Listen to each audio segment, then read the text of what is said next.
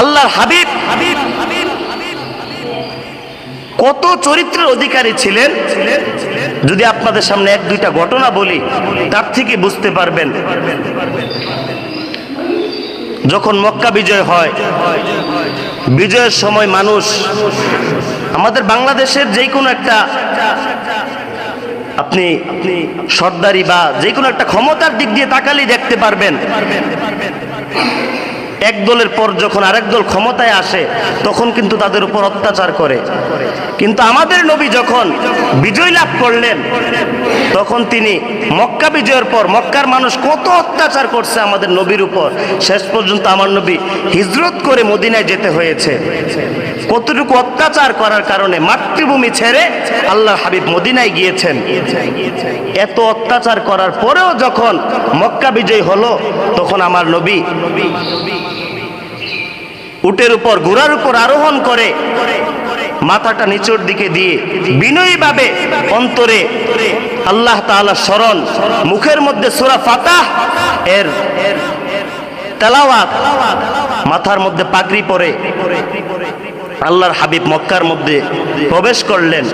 প্রবেশ করে শুধু কাবা শরীফে যেই 360টা মূর্তি ছিল এই মূর্তিগুলোকে তিনি সরিয়ে দিলেন। মক্কার সকল কাফেররা ভয়ে কাঁপতে লাগলো, কি জানি আজকে মুহাম্মদ করে।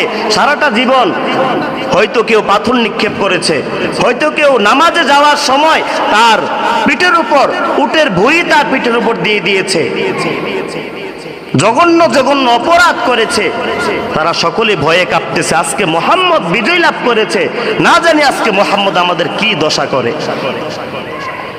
আল্লাহর হাবিব শুধু নামলেন, নেমে মূর্তিগুলোকে সরিয়ে যখন দেখলেন সবাই কাঁপতেছে, আল্লাহর হাবিব বলেন, তোমরা কেন কাঁপতেছো?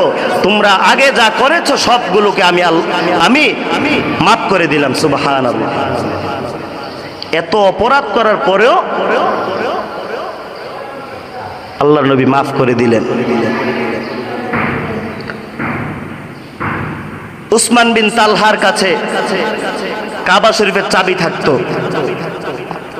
মক্কা বিজয়ের আগে যখন তালহা নিজে বলতেছেন যে একদিন আল্লাহর নবী আমাকে বলছিলেন যে চাবিটা দাও, আমি একটু কাবা শরীফটা খুলবো। তখন তিনি চাবি দিতে অস্বীকার করলেন। মক্কা বিজয়ের পর তিনি চাবিটাকে তার কাছে না রেখে তিনি আবার উসমান বিন তালহাকে ডাক দিয়ে বললেন, নাও, তোমার কাছে আগেও ছিল, এখনো তোমার কাছেই থাকবে। তিনি তার ক্ষমতাকে কেড়ে নেন নাই। এটা হলো আমাদের নবীর স্বভাব, চরিত্র।